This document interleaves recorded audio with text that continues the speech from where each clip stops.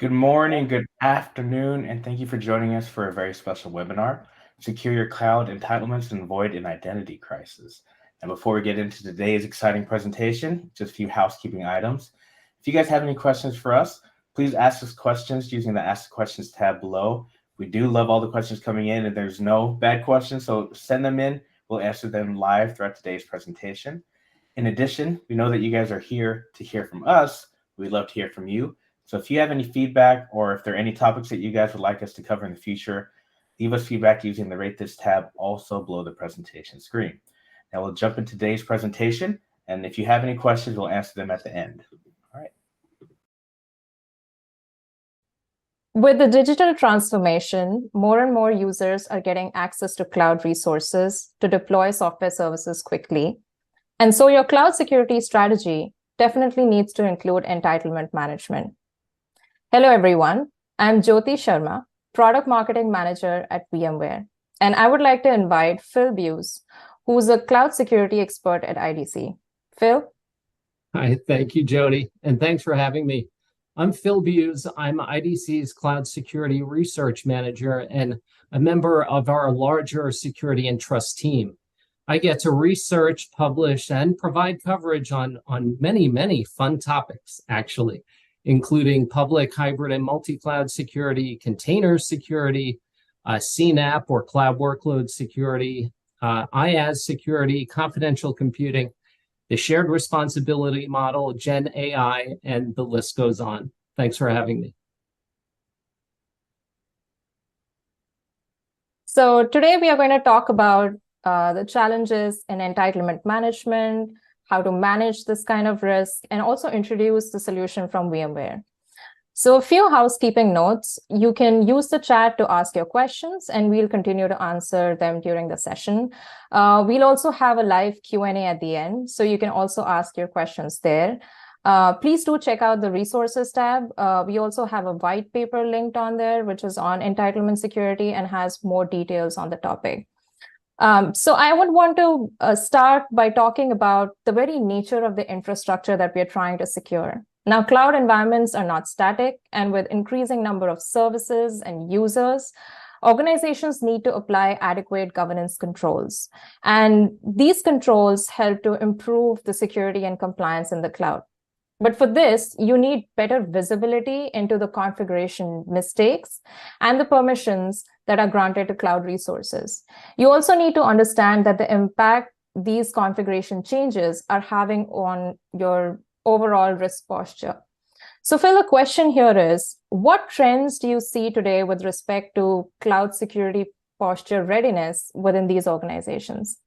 Thanks, Jyoti. And I see our first slide is up, but those were really great insights. And cloud environments are not static, and services and users are growing very quickly.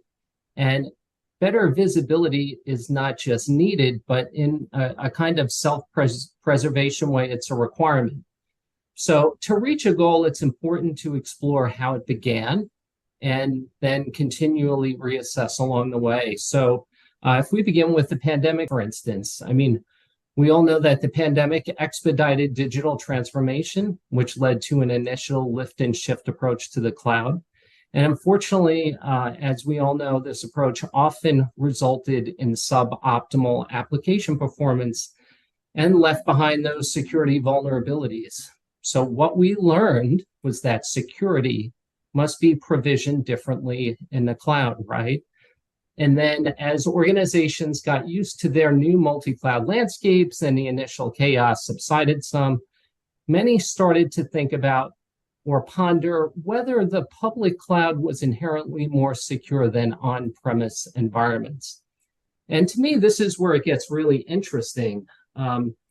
Despite those increased investments in security by most organizations, the 24-hour news cycle frequently highlighted prominent security breaches and the supply chain attacks. But you know what? As IDC research shows, for instance, when organizations were asked to compare their stance on security in the public cloud as that with on-premise environments, a majority believed that the public cloud offered superior security.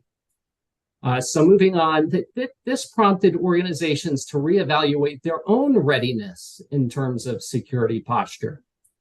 It had long been assumed, I think, by most of us in the industry that the less mature organizations, the digital laggards, those in heavily regulated sectors like healthcare, which face compliance-related barriers to new technology adoption, were at greater risk and more vulnerable to cyber attacks. Well, it turns out it's not that simple. So we decided to roll up our sleeves and dig deeper in the December 2022 US IDC Cloud Security Survey, which included a range of organization sizes across different industries. Now, the result was a surprise to some. 30% of the respondents who identified with having mature security programs said their organization's security posture was in that planning phase or, just hanging out in that low zone. But wait, there were more surprises. Another 28% thought that their protection level was only moderate. So that's 58% in total who were saying their security was either so-so or even less than that. And that's just not going to cut it in today's world where threats are coming at you left and right. So in cloud security, we talk about security risk as business risk. And this is a key point. We talk about misconfigurations, advanced malware, including ransomware as a service, unpatched vulnerabilities, and compromised credentials as the leading cause of breaches. And again, this is really key as identity is being referenced as the new security perimeter.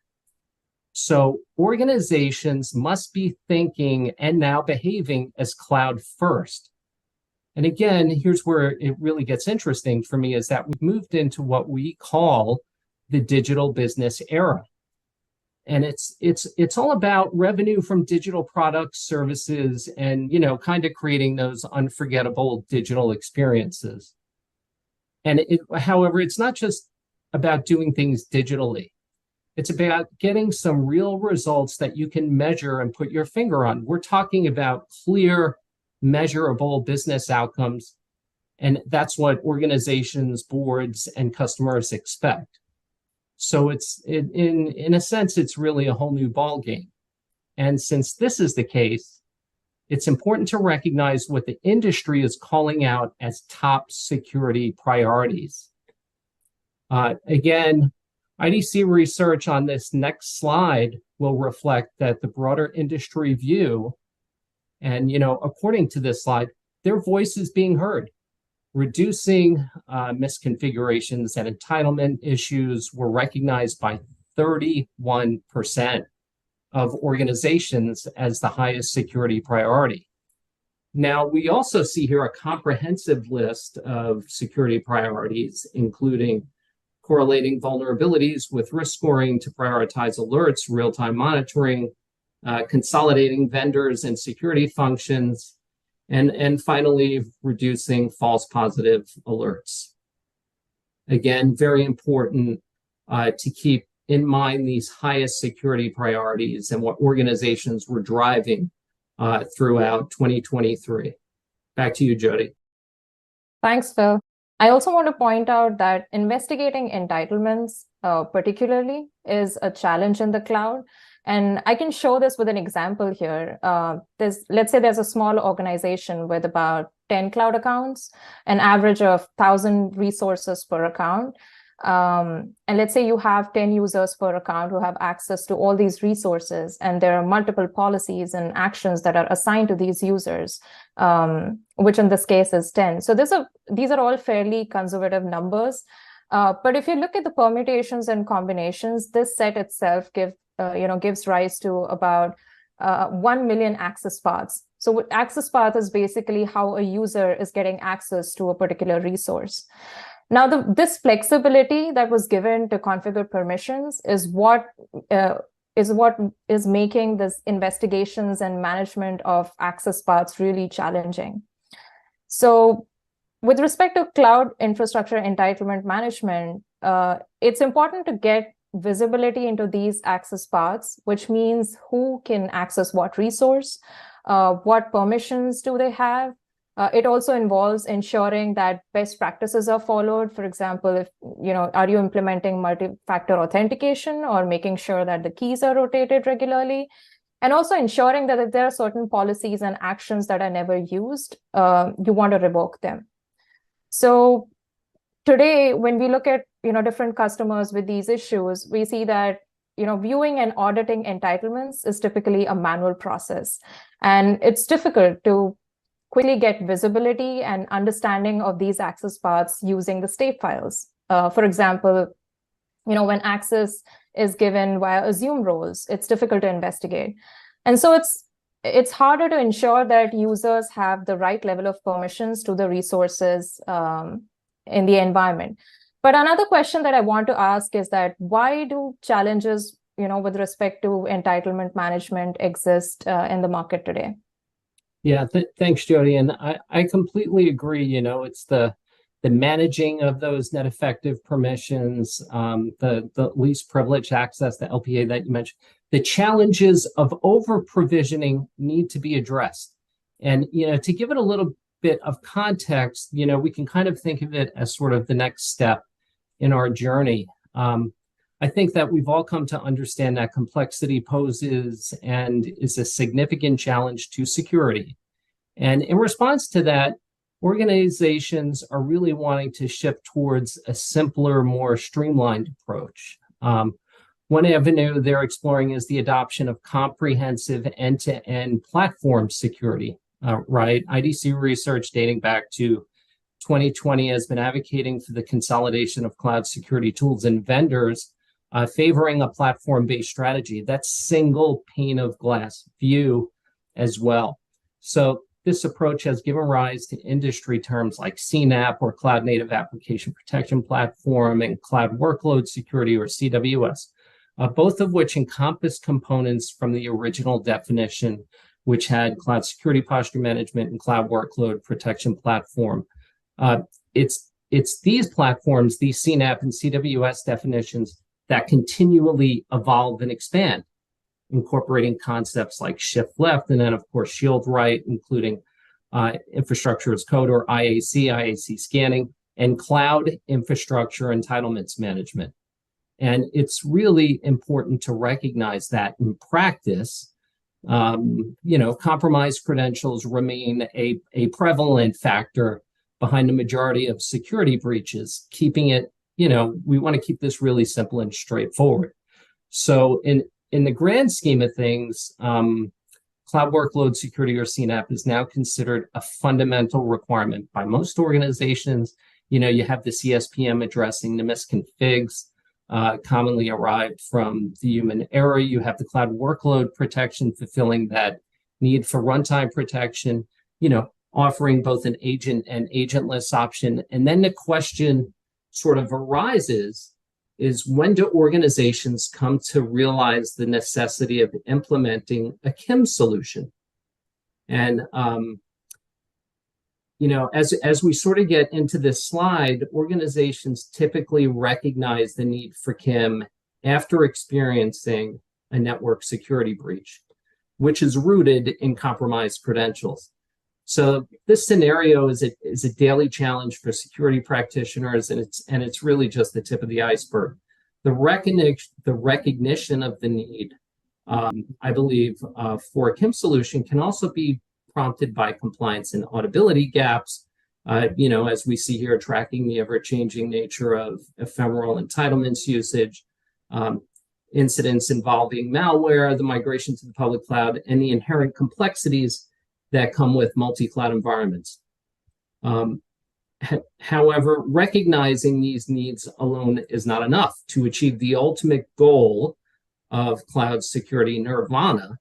A holistic approach is imperative. And so organizations have begun to embrace this mindset, which demonstrates a parallel or congruent adoption rate of CSPM, CWPP, and KIM, which you will see on the next slide.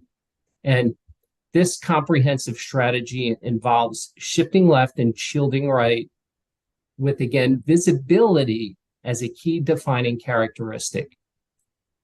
And, so I think organizations at this point, now we've got this down and we're in the clear, but unfortunately that's not the case. Remember, cloud environments are not static. The constant change is the name of the game, and complexity of managing these environments increases exponentially with multi-cloud as the new reality for many organizations. And, we've seen how easy it is for things to get a little too overcomplicated. You've got cases of default overprivilege, murky account visibility, a struggle to find out who's taking identity risks, and what permissions are just right. So if we break this down just a bit, organizations need to dig deep into the world of entitlements. The sheer number of entitlements is often overwhelming for security teams. And this takes us to the issue of splitting the responsibility, for keeping tabs on those entitlements between users, IoT devices, serverless functions, and other applications. And as you'll see in our next slide, IDC research in this area tells us that among organizations that already have a KIM solution in place, about 2/3 are keeping an eye on the non-human entitlements. Given how fleeting these non-human workloads can be, often lasting just minutes or even seconds, it's safe to assume that the percentage could be even higher. And this is a real head scratcher for me, especially when you toss multi-cloud environments into the mix. Trying to connect the dots between entitlement data and other security findings, all while dealing with regulatory compliance reporting. So when entitlements aren't handled and tracked properly, it's like leaving a front door wide open for cybercriminals or malicious insiders, right? Or, sort of accidental employee mishaps. So to top it off, if that wasn't enough, there's the growing talent shortage, which is really just fanning the flames of this already tricky situation. So it's quite the conundrum, isn't it? So a KIM solution was designed really to address all of these challenges and as a benefit while we get KIM automated, right? Which saves practitioner from burnout, increases employee productivity. There's just a whole lot of benefits that go with that. Back to you, Jody. Thank you, Phil. And I also want to quickly summarize, a couple of key points that you've been talking about.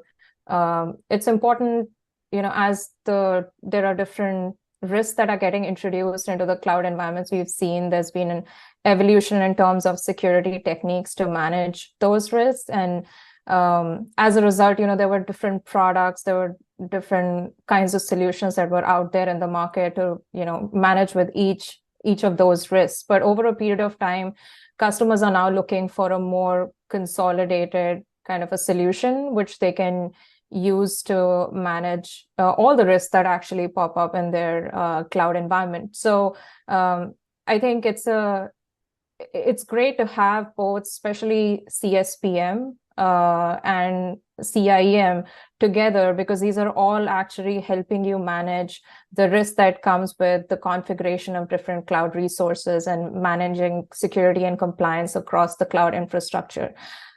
So what are the key benefits typically for a CIEM solution?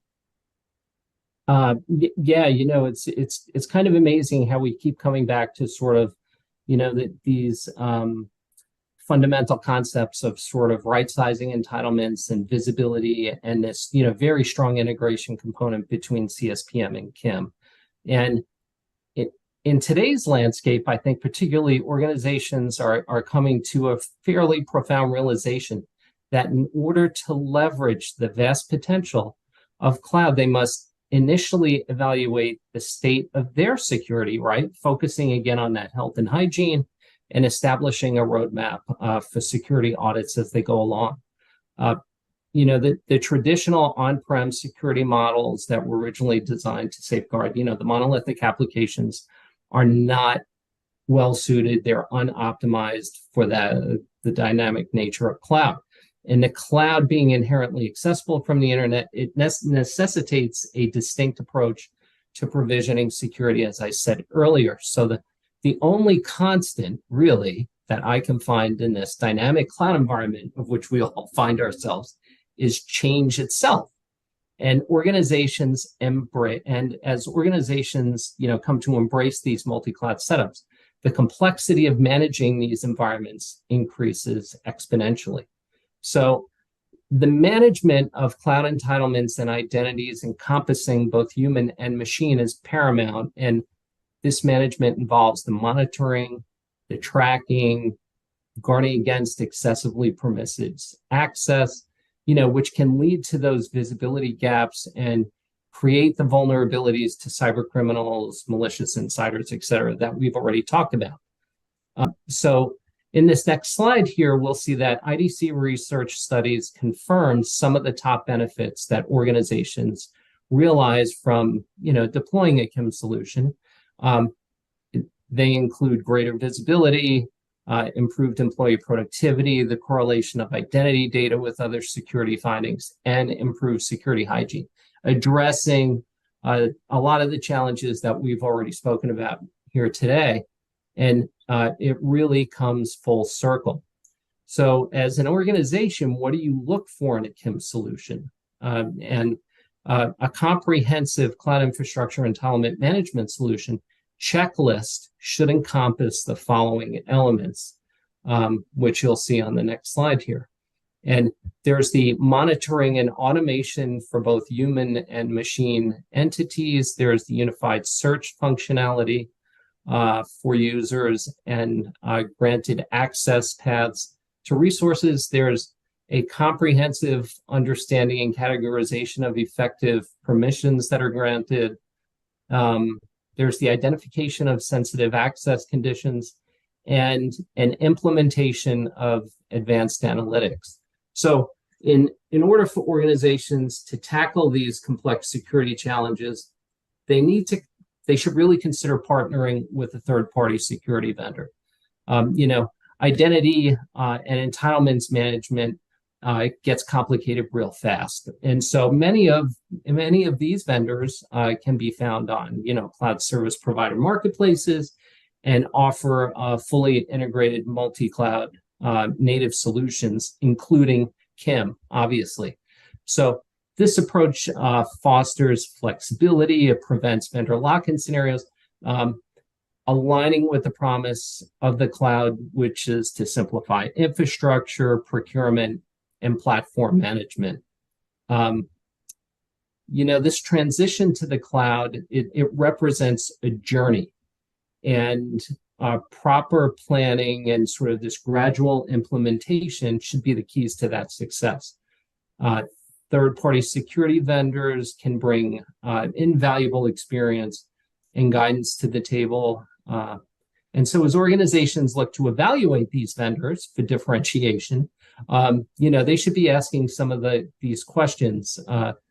Do they offer a mature security fabric complete with solutions like CSPM, CWPP, and KIM, as we talked about, sort of wrapped in that CNAP, and KSPM as well? Can they provide in-depth insights into cloud inventories, across various public cloud and cloud providers? Obviously, do they offer a proven security blueprint? And then what's top of mind for many organizations today is cost optimization a priority? So I think we covered a lot of ground here, Jody. Thank you, Phil. And I want to take some time and talk about a solution at VMware that we have. It's called VMware Tanzu Guardrails, and this is the product that offers cloud entitlement management capability as part of a broader solution for cloud security and operational governance.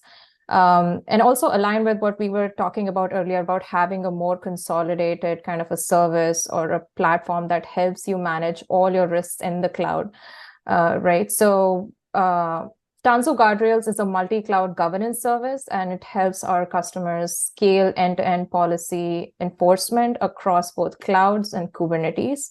This service helps the organizations to consistently enforce standards, which are very difficult to do manually, by automating it. And it helps to regulate the cost, reduce the risks, and optimize performance in cloud environments. It actually combines both preventative and detective techniques by providing day zero cloud policy enforcement, security posture management for cloud and Kubernetes, and also addressing that issue of lack of expertise on all the best practices that you need to follow for all the cloud services. We offer over 1,200 out-of-the-box policies within the product that help you manage the security and compliance within the cloud environment. It also offers entitlement management and also host configuration management, as well as vulnerability scanning. Along with Tanzu Guardrails, customers also get access to Tanzu Hub, which is a platform that models your entire cloud environment in a single place, and it provides visibility into cloud inventory. So when you get a security alert, you're able to understand that violation with the inventory context, and you can understand, okay, if this particular resource is compromised, like what is the blast radius for that particular misconfiguration of a resource. And I want to also talk about how we offer a solution for entitlement management to just manage this risk. So there's a capability provided within Tanzu Guardrails that provides a full view of the principals, human or machine, and it links them to the resources that they have permissions to. So you can understand whether those permissions are necessary or not. So you get visibility into relationships between these identities, entitlements, and cloud resources in a graph view. For example, if there are multiple roles that are grouped together, it is easily visible in this graph, which is better than going through the state files. And you're also able to categorize the permissions granted, for example, whether a permission was conditional or whether it was time-bound. And these are the kind of features that help you quickly identify any sensitive entitlements that could have led to risky conditions, for example, credential exposure across your cloud infrastructure. And I also want to point that the service provides this bi-directional visibility. So it allows you to search for a user and see all the resources that a user can access. And for example, in case you get a security alert about a misconfiguration on a particular, let's say, S3 bucket, you can also search for that S3 bucket and see all the users that have access to it. So this helps you understand that permission blast radius for a resource as well. And this feature makes investigating cloud entitlements much easier. So with that, Phil, I wanted to just ask you about like a final piece of advice as we are nearing the end of the session. Yeah, thank you, Jody. I think that as we get into the heart of it, that it's all about fostering a deeper security understanding and visibility.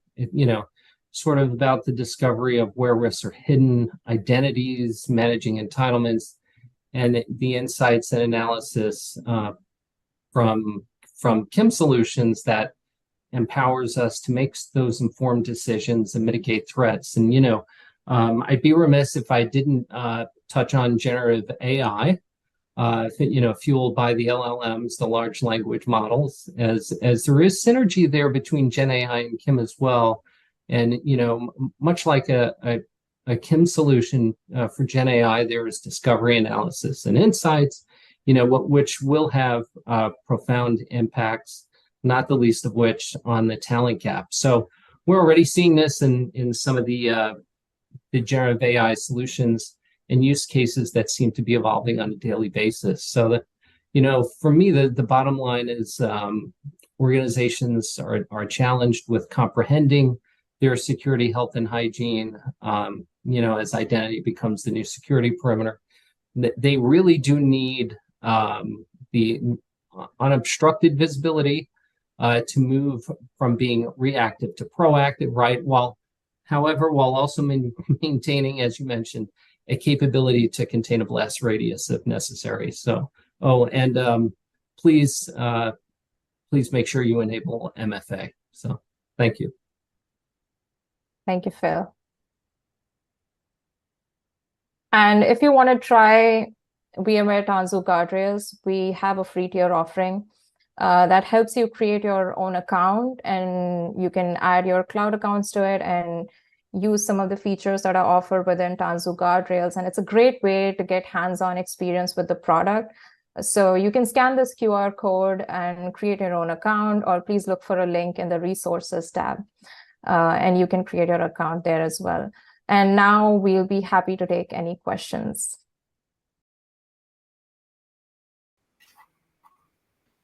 Excellent. Let me bring us all back in here. Thank you, Phil. Thank you, Jyoti. I would like to also introduce Michael and Emily here for any live questions that you guys have.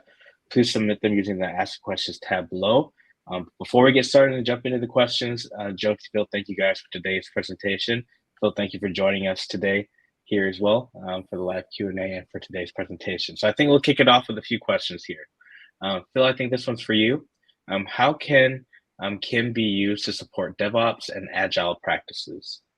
Yeah, that's a great question. And, as we discussed, it really comes down to two keys. It's about the visibility and the automation. And it's not just automation, it's automated remediation and visibility, not just in one cloud, but cross-cloud or multi-cloud. And I think you need to sort of be continually reassessing and automating, right-sizing the entitlements, and by providing recommendations to implement policies, without ever breaking the application, right? Which is essential for DevOps teams, and that relieves the pressure, if you will, on DevOps teams to stay on top of managing those granular permissions, and while adhering to these principles of least privilege that we've talked about.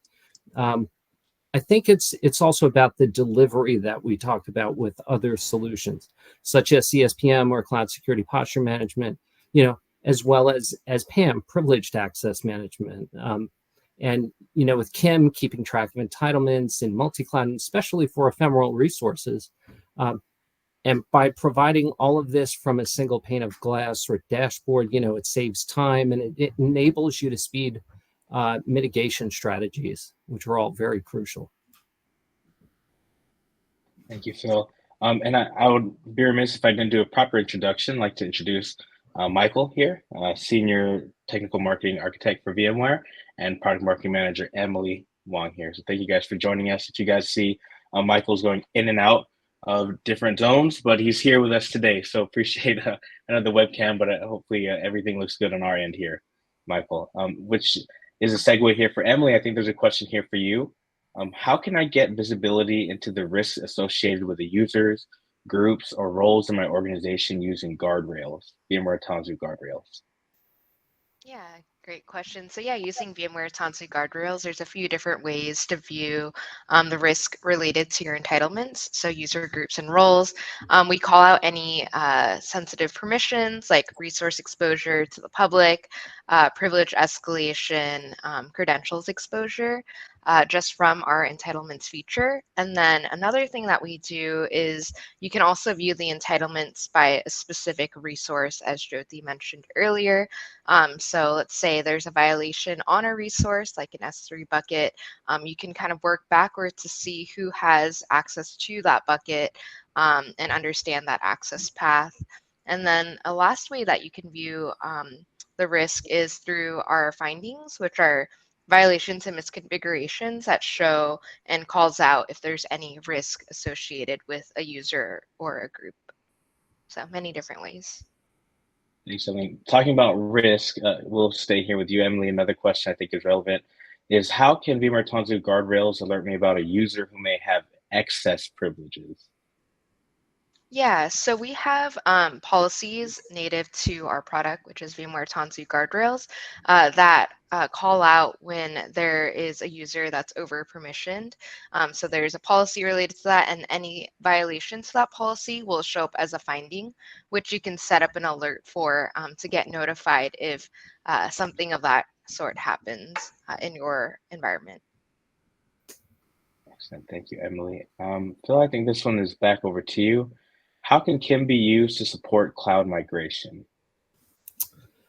Yeah, that's a great question as well. And as we've been discussing, I think at length here is as more organizations are moving to the cloud, and we recognize that compromised credentials is the leading cause of breaches. Organizations especially need to feel confident, right, and have that level of trust in their move to the cloud.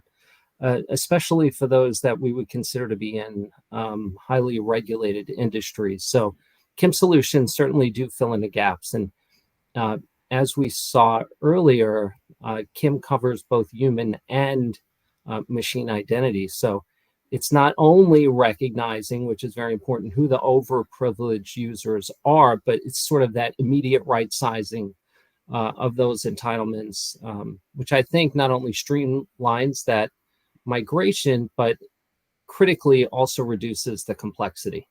And it sort of gets you to a place where you can confirm the compliance, satisfy audit, and gets to market faster. Jyoti, I have a question here for you regarding the free tier hub. What can folks expect if they were to sign up or to use the free tier hub? Yeah, so once you sign up for the free tier account, you're able to add 2 cloud accounts, and you're able to use some of the guardrails features tried out on your own. And there's a lot of help with product documentation to help you use those features. It's a great way to test drive the product. Excellent. I think there is a link here also in the attachments tab. Folks, if you didn't see the QR code, I think in the previous slide, I will put in the link again so you have the free tier hub available to you. If you can't click on it now, you'll see it in the post-event email as well. I think we have one more question here for you. Emily, how do I view which role is providing access permissions in Tanzu? Oh, actually, I asked you that. Yes. How do I view which role is providing access permissions in Tanzu guardrails? Yeah, so with our entitlements feature, we have a really handy graph that shows you the access path between the principal roles and the effective permissions. So we also show you a whole list of effective permissions relating to that specific resource. And from there, you can map it back. You can easily map it back to which role is providing those permissions. So if you're seeing that, there's a lot of access permissions being provided, you can go ahead and click on that. And there's a visual that shows you which role that is. So it's really easy to map it. Excellent. Thank you, Emily. And Phil, I think this is the last question we have here. What are the most common Kim mistakes that organizations make? Yeah, that's a great question. It's something that we get quite often. And, I like the rule of 3 on this one. So that's how we'll approach it. And so organizations always first have to assess their security, health, and hygiene, and critically prepare a security audit roadmap. But I really think the question here is to ask, do I need a Kim solution? Based on the number of identities and entitlements you would have to manage. Otherwise, an IAM or identity access management solution might be sufficient. Second, not engaging with the third-party security vendor. So you definitely want to do that. Identity is hard. And managing these entitlements, it's something that you definitely want to look into managing with a third-party provider, many of which can be found, as we said before, on the marketplaces. And these vendors offer, that fully integrated approach that organizations need today with the multi-cloud native solutions, including Kim, and it's sort of opens the door to best of breed, while it allows organizations to sort of move beyond that vendor lock-in scenario. And then my third point would be not waiting until a network breach occurs due to compromised credentials. We're talking about identity as being the new security perimeter, and compromised credentials is among the leading cause of breaches. And we have the data, so we might as well get out in front of it. Thank you, Phil. Looks like those are all the questions that we have here today. I want to give the floor to you guys, team, if you have any closing thoughts before we end today's fact. Sure. Just a couple of things as we wrap up. I would Once again, request everyone to check out the attachment section. There are a couple of resources. You can download the IDC white paper on entitlement security if you're interested in the topic. And also, there's a link to sign up for the free tier account. As I mentioned earlier, it's a great way to get like that first-hand experience with the product. So do check that out as well. Excellent.